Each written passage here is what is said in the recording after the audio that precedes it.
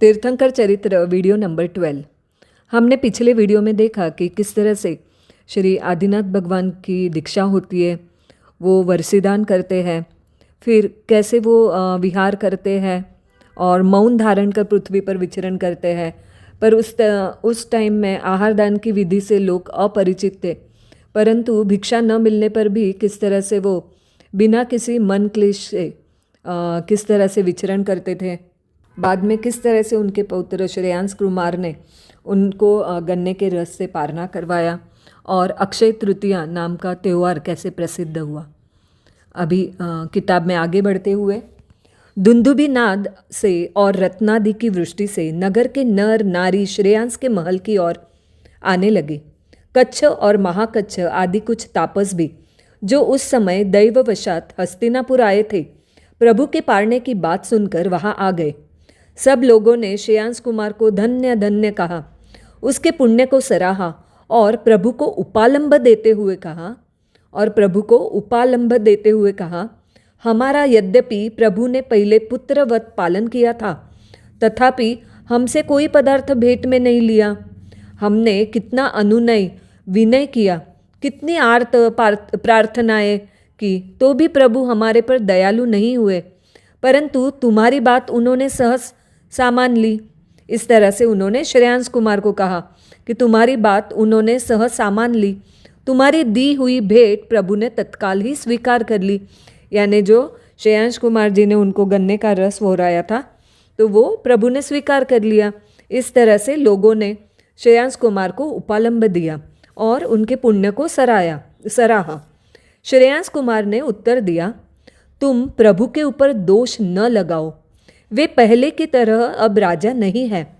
वे इस समय संसार विरक्त सावध्य त्यागी, सावध्य यानी पाप पूर्ण क्रिया, तो सावध्य त्यागी यानी पाप पूर्ण क्रिया का त्याग करते हैं वो, तो सावध्य त्यागी यति है, यति यानी सन्यासी।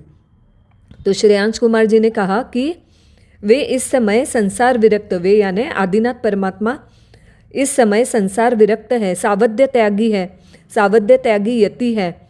तुम्हारी भेंट की हुई चीज़ें संसार भोगी ले सकता है, यति यानी सन्यासी नहीं ले सकता। सजीव फलादि भी प्रभु के लिए अग्राह्य है, क्योंकि हमने लास्ट वीडियो में देखा कि कैसे लोग उनको कोई आके बोल रहे थे कि हमारा ये घोड़ा है, ये लीजिए। कोई उनको मुक्ता माला देता था, कोई रेशमी वस्त्र दे रहा था। तो यहाँ पे इसलिए दिया है कि सजीव फलादि भी प्रभु के लिए अग्राह्य है, इन्हें तो हिंसक ग्रहण कर सकता है। प्रभु तो केवल 42 दोष रहित ऐशनीय यानी ये जो योग्य है, कल्पनीय और प्रासुक अन्न, प्रासुक यानी जो भोजन उपयुक्त है, प्रासुक अन्न ही ग्रहण कर सकते हैं। उन्होंने कहा, युवराज आज तक प्रभु ने, उन्होंने यानी लोगों ने कहा श्रेयांश कुमार जी को, युवराज आज तक प्रभु ने कभी यह बात नहीं कही थी, तुमने कैसे जानी, यानी तुमने कैसे समझा कि क्या प्रभु को चाहिए, क्या और आना है, हमको तो नहीं समझ में आया। तो उन्होंने कहा, युवराज आज तक प्रभु ने कभी यह बात नहीं की थी, तुमने कैसे जानी। श्रेयांश कुमार बोले, मुझे भगवान के दर्शन करने से जाति स्मरण ज्ञान उत्पन्न हुआ। सेवक की भांति मैं 8 भव से प्रभु के साथ साथ स्वर्ग और मृत्युलोक सभी स्थानों में रहा हूँ। इस भव से 3 भव पहले भगवान विदेह भूमि में उत्पन्न हुए थे। वे चक्रवर्ती थे और मैं इनका सारथी था। इनका नाम वज्रनाभ था। उस समय इनके पिता वज्रसेन तीर्थंकर हुए थे। इन्होंने बहुत काल तक भोग कर दीक्षा ली। मैंने भी इन्हीं के साथ दीक्षा ले ली। जब हमने दीक्षा ली थी तब भगवान वज्रसेन ने कहा था कि वज्रनाभ का जीव भरत खंड में प्रथम तीर्थंकर होगा। उस समय साधुओं को कैसा आहार दिया जाता है सो मैंने देखा था। मैंने खुद ने भी शुद्ध आहार ग्रहण किया था, इसलिए मैं शुद्ध आहार देने की रीति जानता था। इसी से मैंने प्रभु को शुद्ध आहार दिया और प्रभु ने ग्रहण किया। लोग ये बातें सुनकर प्रसन्न हुए और आनंदपूर्वक अपने घर चले गए। प्रभु वहाँ से बिहार कर अन्यत्र चले गए। श्रेयांश कुमार ने जिस स्थान पर प्रभु ने आहार किया था वहाँ एक स्वर्ण वेदी बनवाई और वह उसकी भक्ति भाव से पूजा करने लगा। एक बार विहार करते हुए प्रभु बाहुबली देश में यानी बाहुबली के तक्षशिला नगर के बाहर उद्यान में आकर ठहरे। उद्यान रक्षक ने ये समाचार बाहुबली के पास पहुंचाए। बाहुबली अत्यंत हर्षित हुए। उन्होंने प्रभु का स्वागत करने के लिए अपने नगर को सजाने की आज्ञा दी, क्योंकि बाहुबली के आदिनाथ प्रभु ये कौन थे? संसारी पिता थे। तो बाहुबली जी बहुत प्रसन्न हो गए कि गुरु यहाँ पे मेरे पिता ने जिन्होंने दीक्षा ली है वो यहाँ पे आए हुए हैं और बाहर उद्यान में ठहरे। तो वो बहुत अत्यंत हर्षित हुए। उन्होंने प्रभु का स्वागत करने के लिए अपने नगर को सजाने की आज्ञा दी और नगर सजकर तैयार हो गया। बाहुबली आतुरतापूर्वक दिन निकलने की प्रतीक्षा करने लगे और क्या विचार करने लगे? तो विचार करने लगे कि सवेरे ही, यानी जैसे ही उनको समाचार मिला वो तुरंत नहीं गए दर्शन को। तो उन्होंने पहले सब सजाया और उन्होंने क्या सोचा, सवेरे ही मैं प्रभु के दर्शन से अपने को और पूर्वजनों को पावन करूँगा। इधर प्रभु सवेरा होते ही प्रतिमा स्थिति समाप्त कर यानी अपनी समाधि छोड़ पवन की भांति अन्यत्र विहार कर गए। बाहुबली सवेरे ही अपने परिवार और नगरवासियों सहित बड़े जुलूस के साथ प्रभु के दर्शन करने को रवाना हुए, मगर उद्यान में पहुंचकर उन्हें मालूम हुआ कि प्रभु तो विहार कर गए हैं। बाहुबली को बड़ा दुख हुआ। तैयार होकर आने में वक्त खोया, इसके लिए वे बड़ा पश्चाताप करने लगे। बाहुबली को क्या हुआ? बड़ा दुख हुआ कि तैयार होकर आने में मैंने वक्त खोया, टाइम मैंने वेस्ट किया, वक्त खोया। इसके लिए वे बड़ा पश्चाताप करने लगे। मंत्रियों ने उन्हें समझाया और कहा, प्रभु के चरणों के वज्र, अंकुश, चक्र, कमल, ध्वज और मत्स्य के चिन्ह जिस स्थान पर चिन्ह हो गए हैं उस स्थान के दर्शन करो और भाव सहित यह मानो कि हमने प्रभु के ही दर्शन किए हैं। बाहुबली ने अपने परिवार और पूर्वजनों सहित उस जगह वंदना की और उस स्थान का कोई उल्लंघन न करे, इस ख्याल से उन्होंने वहाँ रत्नमय धर्म चक्र स्थापन किया। वह 8 योजन विस्तार वाला, 4 योजन ऊंचा और 1000 आरोह वाला था। वह सूर्यबिंब की भांति सुशोभित था। बाहुबली ने वहाँ 28 महोत्सव किया। अनेक स्थानों से लाए हुए पुष्प वहाँ चढ़ाए, उनसे एक पहाड़ी सी बन गई। फिर बाहुबली नित्य उसकी पूजा और रक्षा करने वाले लोगों को वहाँ नियत कर चक्र को नमस्कार कर नगर में चला गया।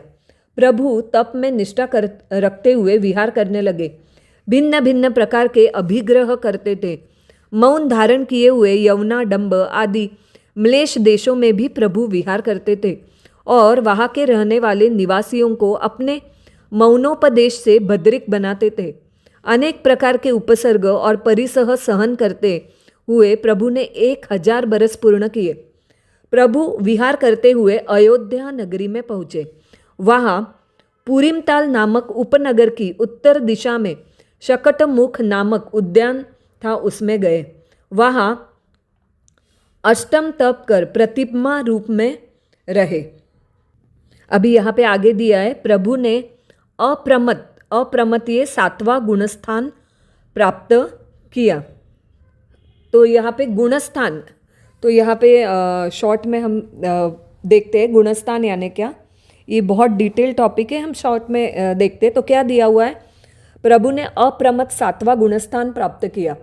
तो गुणस्थान यानी क्या, जो भावों में होने वाले उतार चढ़ाव, अर्थात आत्मा के भ्रम और भाव बिंदुओं में जो कंपन के कारण प्रत्येक क्षण आत्मा का परिवर्तन होता है, उसे गुणस्थान कहते हैं।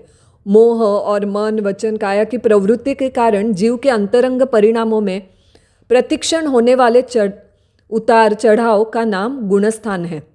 परिणाम यद्यपि अनंत है, परंतु उत्कृष्ट मलिन परिणामों से लेकर उत्कृष्ट विशुद्ध परिणामों तक तथा उससे ऊपर जघन्य वितराग परिणाम से लेकर उत्कृष्ट वितराग परिणाम तक की अनंत वृद्धियों के क्रम को वक्तव्य बनाने के लिए उनको 14 श्रेणियों में विभाजित किया गया है।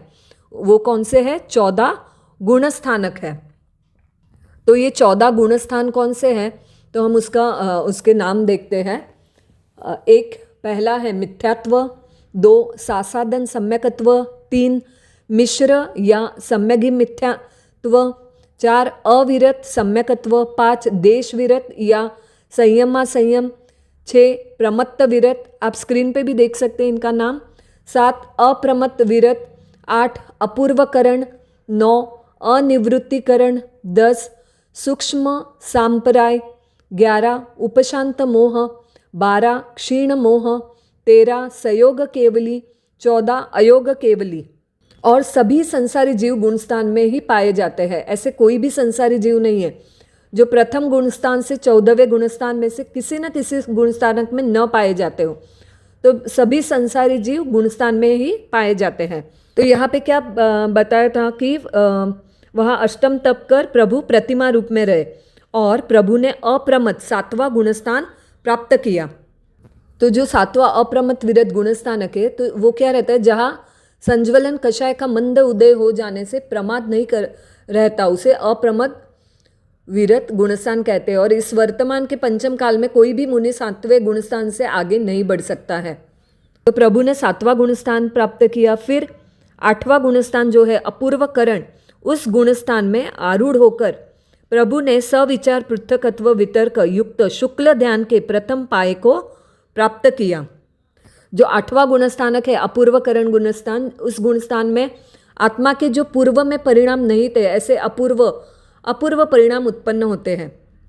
उसके बाद अनिवृत्ति 9वां गुणस्थान, इस अनिवृत्ति गुणस्थानक में प्रवेश करते ही निधति और निकाचित कर्मों की अवस्थाएं स्वयं एवं समाप्त हो जाती है और यह गुणस्थान चारित्र मोहनीय कर्म के उपशम या क्षय से होता है। तो प्रभु ने 9वां गुणस्थान तथा सूक्ष्म संप्राय 10वां गुणस्थानक को प्राप्त किया और क्षण भर में प्रभु क्षीण कषाई हुए। फिर उसी ध्यान से लोभ का हनन कर उपशांत कषाई हुए। तत्पश्चात एकत्व श्रुत अविचार नाम के शुक्ल ध्यान के दूसरे पाय को प्राप्त कर अंत्य क्षण में तत्काल ही प्रभु ने क्षीण मोह 12वें गुणस्थान को पाया। जो क्षीण मोह गुणस्थान है, जिसने मोहनीय कर्म का पूर्ण रूप से क्षय कर दिया है, मोहनीय के अलावा शेष घातीय कर्म का क्षय इसी गुणस्थान में होता है, क्षीण मोह गुणस्थान में।